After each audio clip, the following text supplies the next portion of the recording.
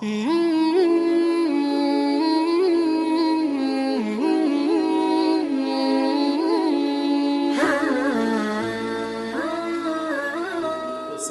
سيئات أعمالنا من يهده الله فلا مضل له ومن يضلل فلا هادي له وأشهد أن لا إله إلا الله وحده لا شريك له وأشهد أن سيدنا ونبينا محمدا عبده ورسوله أما بعد فإن خير الحديث كتاب الله وخير الهدي هدي محمد صلى الله عليه وسلم وشر الأمور محدثاتها وكل محدثة بدعة وكل بدعة ضلالة وكل ضلالة في النار. أعوذ بالله من الشيطان الرجيم من همزه ونفخه ونفخه. بسم الله الرحمن الرحيم. يا أيها الذين آمنوا اتقوا الله حق تقاته ولا تموتن إلا وأنتم مسلمون. يا أيها الناس اتقوا ربكم الذي خلقكم من نفس واحدة وخلق منها زوجها وبث منهما رجالا كثيرا ونساء واتقوا الله الذي تساءلون به والأرحام إن الله كان عليكم رقيبا. يا أيها الذين آمنوا اتقوا الله وقولوا قولا سديدا يصلح لكم أعمالكم ويغفر لكم ذنوبكم ومن يطع الله ورسوله فقد فاز فوزا عظيما. وقال الله عز وجل في موضع آخر في كتابه المجيد إن إبراهيم كان أمة قانتا لله حنيفا ولم يكن من المشركين شاكرا لأنعمه اجتباه وهداه إلى صراط مستقيم. معزز سامعین، قابل قدر بزرگوں، نوجوان ساتھیوں، پردہ نشین مائیں اور بہنیں، آج کا یہ دن اللہ رب العزت کی طرف سے بہت بڑا انعام ہے ہم مسلمانوں کے لیے. یہ عظیم تہوار حقیقت میں اللہ کے ایک عظیم پیغمبر ابراہیم علیہ السلام سے مربوط ہے اور جڑا ہوا ہے. آج کے دن یہ نماز اور پھر اس کے بعد یہ قربانی، یہ ذبیحہ اللہ کی بارگاہ میں پیش کرنا، در حقیقت اس کے پیچھے بہت سارے مقاصد ہیں، بہت سارے اہداف ہیں، اور ان مقاصد کو اور ان اہداف کو سامنے رکھ کر کے جب عبادت کی جائے تو پھر عبادت کا مزہ اور اس کی چاشنی اور اس کی لذت کچھ اور ہی ہوتی ہے. بنیادی اعتبار سے مقصد یہ ہے اس ذبیحے کو پیش کرنا، اللہ کی بارگاہ میں یہ قربانی کرنا.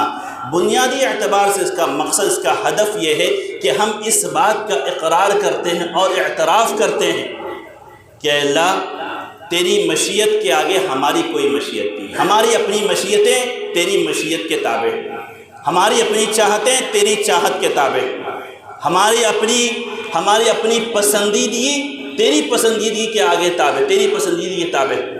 ہمارا اٹھنا، بیٹھنا، جینا، مرنا، زندگی اور موت، ان صلاتی و نسکی و محیایا و مماتی للہ رب العالمین، یہ ساری چیزیں تیرے لیے. تیری شریعت مقدم، تیرے اوامر مقدم، تیرے نواہی مقدم. یہ قربانی پیش کرنے کا مقصد یہ ہوتا ہے کہ ہم یہ اللہ کی بارگاہ میں اعتراف کریں کہ اے اللہ، تیری راہ میں جس طرح کی بھی قربانی ہمیں پیش کرنے کی ضرورت پڑے گی، ہمارے قدم ڈگمگائیں گے نہیں، ہمارے قدم لڑکھڑائیں گے نہیں. اور یہی ابراہیم علیہ السلام کی پوری زندگی کا خلاصہ ہے کہ جب آپ ان کی پوری زندگی اٹھا کر کے دیکھیے، وَإِذِ ابْتَلَىٰ إِبْرَاهِيمَ رَبُّهُ بِكَلِمَاتٍ فَأَتَمَّهُنَّ. اللہ رب العزت نے خلت عطا کی ابراہیم علیہ السلام کو، اپنا خلیل بنایا. وَاتَّخَذَ اللَّهُ إِبْرَاهِيمَ خَلِيلًا، خلیل بنایا، دوست بنایا. اور خلت کا مقام اور مرتبہ، دوست عربی زبان میں بہت سارے الفاظ آتے ہیں. رفیق معنی بھی دوست، زمین معنی بھی دوست، صدیق معنی بھی دوست، صاحب کے معنی بھی دوست. لیکن خلیل کے معنی جو دوستی کے ہوتے ہیں وہ بہت اعلیٰ مقام ہوتا ہے، وہ دوستی کی بالکل آخری حد ہوتی ہے. اللہ رب العزت نے وہ خلت، وہ دوستی، وہ مقام ابراہیم علیہ السلام کو عطا کیا. کیوں عطا کیا تھا؟ وَإِذِ ابْتَلَىٰ إِبْرَاهِيمَ رَبُّهُ بِكَلِمَاتٍ. جب آزمایا رب العالمین نے، جس طریقے سے آزمایا، جس وسیلے سے آزمایا، جس راستے سے آزمایا ابراہیم علیہ السلام فَأَتَمَّهُنَّ. اللہ ابراہیم علیہ السلام اللہ رب العزت کی اس آزمائش میں کھرے اترے، پورے اترے. کہا وَإِبْرَاهِيمَ الَّذِي وَفَّىٰ. ابراہیم تو بہت ہی وفادار. ابراہیم کی علیہ السلام کی پوری زندگی اس بات کا نام ہے، اس قربانی کا نام ہے کہ اللہ کی محبت تمام محبتوں پر غالب. باپ کی محبت چھوڑ دیا، بیوی کی محبت ایک تپتے ہوئے صحرا میں چھوڑ کر کے چلے گئے، اللہ کی محبت غالب۔ بیٹے کو اللہ کی راہ میں قربان کرنے کے لیے تیار ہو گئے، کیوں؟ اللہ کی محبت غالب۔ تو اللہ کی محبت، باپ کی محبت، اور پھر اس کے بعد بیٹے کی محبت، پھر اس کے بعد بیوی کی محبت، ان تمام محبتوں پر اللہ کی محبت غالب تھی۔ اور یہ بنیادی پیغام تھا۔ اور ابراہیم علیہ السلام کی پوری زندگی آپ اٹھا کر کے دیکھیں، صرف 2 چیزیں میں یہاں ذکر کرنا چاہتا ہوں ابراہیم علیہ السلام کی۔ میں نے کہا پوری زندگی عبارت، پوری زندگی آپ اٹھا کر کے دیکھ لیے تو وہ ہمارے لیے عبرت ہے، اس میں بہت سارے دروس ہیں اور بہت ساری نصیحتیں۔ لیکن یہاں پر 2 چیزیں ابراہیم علیہ السلام کے تعلق سے میں کہنا چاہتا ہوں کہ جو سبق ملتا ہے ابراہیم علیہ السلام کی زندگی سے۔ سب سے پہلی چیز کہ توحید کے باب میں کسی بھی طرح کی کوئی مفاہمت نہیں ہے، کوئی مداہنت نہیں ہے۔ جب توحید کا معاملہ آتا ہے تو توحید کے معاملے میں پھر وہ گھر کو ترک کرنا پڑے، پھر وہ باپ کو ترک کرنا پڑے، پھر اس کے بعد وہ بیوی کو ترک کرنا پڑے، کچھ بھی کسی بھی طرح کی کوئی مداہنت نہیں۔ اور اسلام میں توحید کے معاملے میں آج دیکھیے توحید سے مفاہمت رواداری کے نام پر، اخلاقیات کے نام پر، سلوکیات کے نام پر، معاملات کے نام پر، غیر مسلموں کے ساتھ میں رواداری کے نام پر بہت ساری جگہوں پر مسلمان توحید سے مفاہمت کرتے ہوئے دکھائی دیتا ہے، مسلمان توحید کے ساتھ میں مداہنت کرتے ہوئے دکھائی دیتا ہے۔ اسلام میں اس کی کوئی گنجائش نہیں ہے۔ جب مسلمان کمزور تھے، جب مسلمان مجبور تھے، جب مسلمان مقہور تھے، تب کفار مکہ ان کی دعوت سے پریشان ہو کر مفاہمت کرنے کے لیے آئے، سیٹلمنٹ کرنے کے لیے آئے۔ اللہ کے رسول صلی اللہ علیہ وسلم کی بارگاہ میں پہنچتے ہیں، کہتے ہیں کام کرتے ہیں، یہ روز کا جھگڑا ختم، ایک دن آپ ہمارے خدا کی عبادت کرو، ایک دن ہم آپ کے خدا کی عبادت کریں، ہمارا اور آپ کے ساتھ میں مفاہمت ہو جائے، سیٹلمنٹ ہو جائے۔ اللہ رب العزت نے فوراً کہا کہ ان کو یہ صاف طور پر یہ پیغام دے دیجئے کہ نہ میں تمہارے خدا کی عبادت کرنے والا ہوں، تم کو میرے خدا کی عبادت کرنی تو کرو، یہی پیغام میں لے کر کے آیا۔ تم کو میرے خدا کی عبادت کرنی کرو، لیکن میں تمہارے خدا کی عبادت کرنے والا نہیں۔ لکم دینکم ولی دین، تمہارے لیے تمہارا دین، میرے لیے میرا دین۔ دین کے معاملے میں کوئی مفاہمت نہیں، کوئی مداہنت نہیں۔ اور پھر اس کے بعد نوح علیہ السلام کا بیٹا، ابراہیم علیہ السلام کے والد، لوط علیہ السلام کی بیوی۔ اب تاریخ اٹھا کر کے دیکھیں، گھر کا اپنا فرد دوزخ کی آگ میں چلا گیا، جہنم رسید ہو گیا۔ ایک طرف باپ رسید ہو گیا، جہنم رسید ہو گیا، ایک طرف بیوی جہنم رسید ہو گئی، ایک طرف بیٹا جہنم رسید ہو گیا۔ لیکن توحید کے باب میں کوئی مداہنت نہیں، توحید کے باب میں کوئی مفاہمت، توحید سے کسی طرح کا کوئی کمپرومائز نہیں۔ اور ایک دوسرا سبق جو اس خطبے میں دینا چاہتا ہوں آج کی نوجوان نسل کو، کہ جب کندھے مضبوط ہو جاتے ہیں، جب قد اتنا بڑا ہو جاتا ہے کہ والدین کے کندھوں تک پہنچنے لگتے ہیں، جب آواز میں مضبوطی آ جاتی ہے، تو پھر اس کے بعد اونچی آواز میں اپنے والدین سے بات کرنا، غلط لب و لہجے میں اپنے والدین سے بات کرنا، سختی کے ساتھ میں اپنے والدین سے بات کرنا، ترش لہجے میں اپنے والدین سے بات کرنا۔ آج والدین بسا اوقات روتے ہیں اس مسئلے کو لے کر۔ ابراہیم علیہ السلام کی زندگی آپ اٹھا کر کے دیکھیں، سورہ مریم کی آیت نمبر 41 سے لے کر کے 47 تک تلاوت کیجئے، پڑھنے لائق۔ کس طریقے سے انہوں نے اپنے والد کو اپنا موقف سمجھانے کی کوشش کی۔ حق پر ہیں، توحید پر ہیں، صحیح ہیں، والد غلط ہیں، بت گر ہے والد، بت فروش ہے والد، توحید سمجھا رہے۔ بات کس کے مفاہمت کی ہو رہی، بات کس کے منفعت کی ہو رہی؟ والد کے منفعت کی بات ہو رہی، والد کے مصلحت کی بات ہو رہی، والد کی دنیا اور آخرت میں کامیابی کی بات ہو رہی۔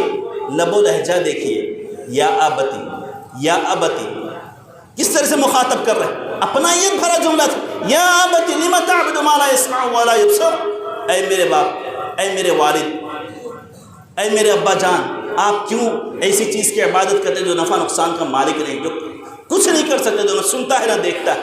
اپنے موقف رکھ رہے ہیں، اپنائیت بھرا جملہ، اور ایک مرتبہ نہیں، پورے استدلال آپ پوری آیتیں اٹھا کر کے دیکھیے اس میں کہ کس طریقے سے یا ابتی، یا ابتی، یا ابتی، پوری آیتوں میں قرآن نے ذکر کیا۔ وہ حکایت باپ بیٹے کا جو کنورزیشن تھا، جو گفتگو تھی، قرآن نے وہ نقل کیا۔ یا ابتی، اے میرے والد، اللہ رب العزت نے مجھے علم عطا کیا، آپ کے پاس نہیں ہے، آپ میری اتباع کیجیے، میں آپ کو سیدھے راستے کی طرف لے کے چلوں گا۔ اے میرے والد، آپ شیطان کی پوجا مت کیجیے، شیطان کے ساتھی مت کیجیے۔ یا ابتی، اے میرے والد، مجھے ڈر ہے کہیں اللہ رب العزت کا عذاب آپ کو نہ پکڑ لے آ کر۔ یہ پورے اس میں گفتگو میں دیکھیں یا ابتی سے آگے نہیں بڑھے۔ میں نے کہا نا باپ کس کے منفعت کی بات ہو رہی؟ والد کے منفعت کی بات ہو رہی، لیکن لہجہ نرم ہے، سمجھانے کی کوشش کر رہے ہیں، اپنے موقف کو رکھنے کی کوشش کر رہے ہیں۔ کس لبو لہجے سے؟ یا ابتی، اے میرے والد۔ اس کے باوجود کہ والد کا لہجہ اور سخت ہو گیا، ابراہیم اراغب عن آلہتی یا ابراہیم، اے ابراہیم تم مجھے میرے معبودان سے مجھے بھٹکانے کی کوشش کر رہے ہیں، مجھے پلٹنے کی کوشش کر رہے ہیں۔ اور پھر اس کے بعد باپ کا لہجہ دیکھیے، لئن لم تنتہی لارجمنک، ابراہیم باز آ جاؤ، چھوڑ دو یہ سب ساری چیزیں، یہ جو موقف تم رکھ رہے ہو، جس موقف کے تم مؤید بنے بیٹھے ہو، چھوڑ دو اس کو، ورنہ میں تمہیں سنسار کروں گا، تمہیں پتھر سے ماروں گا، اور جاؤ گھر چھوڑ کر کے جاؤ، دور ہو جاؤ میری نظروں سے۔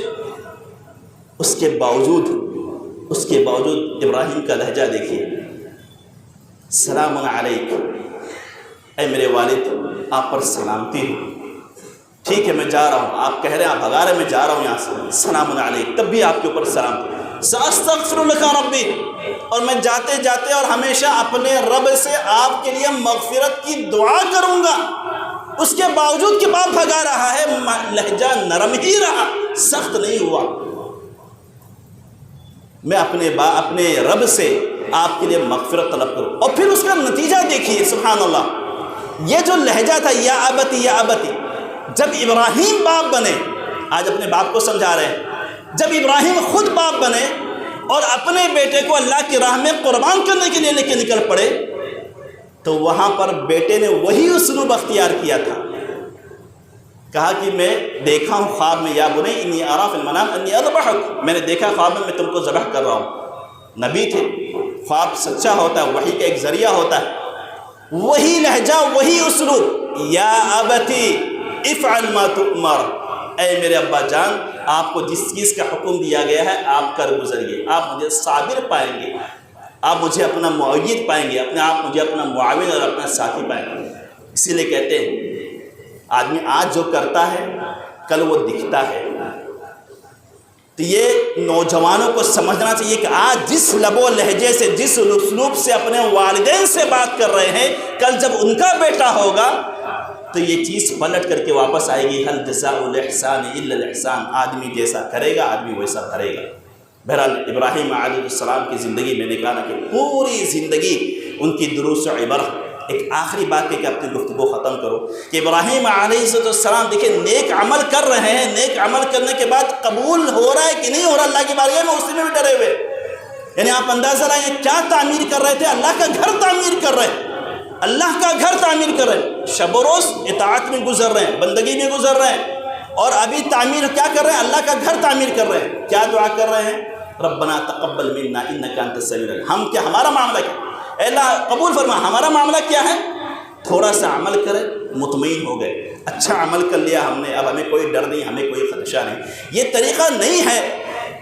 ابراہیم علیہ السلام اللہ کا گھر تعمیر کرنے کے بعد اس بات سے ڈرے ہوئے ہیں کہ میری یہ عبادت، میرا یہ عمل ٹھیک ہے، نیک ہے، اچھا ہے، سب کچھ ہے، لیکن کیا اللہ کے بارگاہ میں یہ قبولیت کا شرف حاصل کر پایا کہ نہیں کر پایا؟ دعا کر رہے ہیں ربنا تقبل منا انک انت السمیع العلیم۔ اور اسی کے منظر کشی کی اللہ رب العزت نے قرآن کریم میں والذین یؤتون ما اتوا وقلوبهم وجلہ، کہ اللہ کے مومن بندوں کا وقیرہ یہ ہوتا ہے کہ نیک عمل کرتے ہیں اس کے بعد بھی ڈرے رہتے ہیں۔ اللہ کے رسول صلی اللہ علیہ وسلم سے عائشہ نے سوال کیا، مسند احمد کی روایت کہ اللہ کے رسول یہ آیت کس کے بارے میں نازل ہوئی کہ وہ لوگ اللہ کی راہ میں صدقہ خیرات کرتے ہیں اس کے بعد بھی وہ ڈرے رہتے ہیں؟ یہ ظاہر سی بات ہے، یہ آیت ان لوگوں کے بارے میں نازل ہوئی جو چوری کرتا ہے، جو زنا کرتا ہے، جو ہے اور دیگر شراب پیتا ہے اور دیگر جرائم کا ارتکاب کرتا ہے، پھر یہ ڈرتا ہے کہ اللہ کی بارگاہ میں میرا نیک عمل قبول ہوا کہ نہیں ہوگا۔ اللہ کے رسول کہہ رہے ہیں نہیں عائشہ بنت صدیق، یہ ان لوگوں کے بارے میں نازل نہیں ہوئی جو چوری کرتا ہے، زنا کرتا ہے، شراب پیتا ہے، پھر ڈرتا ہے کہ اللہ کی بارگاہ میں میرا نیک عمل قبول ہوا کہ نہیں ہوگا۔ یہ وہ لوگ ہوتے ہیں جو روزہ رکھتے ہیں، جو نماز پڑھتے ہیں، جو صدقہ خیرات کرتے ہیں، پھر اس کے بعد بھی ڈرتے ہیں کہ اللہ کی بارگاہ میں میری یہ عبادت قبول ہوئی کہ نہیں قبول ہوئی۔ اسی لیے عبدالعزیز بن رواد رحمہ اللہ فرماتے ہیں کہ سلف صالحین جتنی محنت، نیک عمل میں کرتے تھے اس سے کہیں زیادہ خدشہ اور ہم و غم ان کو لاحق رہتا تھا کہ میرا نیک عمل اللہ کی بارگاہ میں قبول ہو رہا ہے کہ نہیں ہو رہا ہے۔ آج اللہ کی بارگاہ میں ہم ذبیحہ پیش کر رہے ہیں انشاءاللہ تعالی۔ تو جس طریقے سے ہم ذبیحہ لے کر کے آئے ہیں یہ احتیاط کریں کہ اب بھی اس میں دکھاوا داخل نہ ہو، ریاکاری داخل نہ ہو، کوئی غلط عمل داخل نہ ہو، سنت کے مطابق ذبیحہ پیش کیا جائے اللہ کی بارگاہ میں، اور پھر اس کے بعد ذبیحہ پیش کرنے کے بعد اللہ کی بارگاہ میں ہاتھ اٹھا کر دعا کیا جائے کہ اے اللہ یہ جو ذبیحہ میں نے تیرے لیے پیش کیا ہے اللہ تیری بارگاہ میں اسے شرف قبولیت عطا کر رہا۔ بہرحال ابراہیم علیہ السلام کی زندگی میں نے کہا کہ بہت ہی دروس و عبر سے بھری ہوئی ہے۔ ابراہیم السلام کی زندگی اور سیرت کو ہمیں پڑھنا چاہیے اور اپنے بچوں کو پڑھانا چاہیے۔ اللہ رب سے دعا ہے کہ اللہ رب العزت ہمیں ابراہیم علیہ السلام کے نقش قدم پر چلنے کی توفیق عطا فرمائے۔ اللہ رب العزت ہمیں ان کے زندگی کے مطابق زندگی گزارنے کی توفیق عطا فرمائے، آمین۔ وصلی اللہ علیہ وسلم محمد۔ السلام علیکم ورحمۃ اللہ وبرکاتہ۔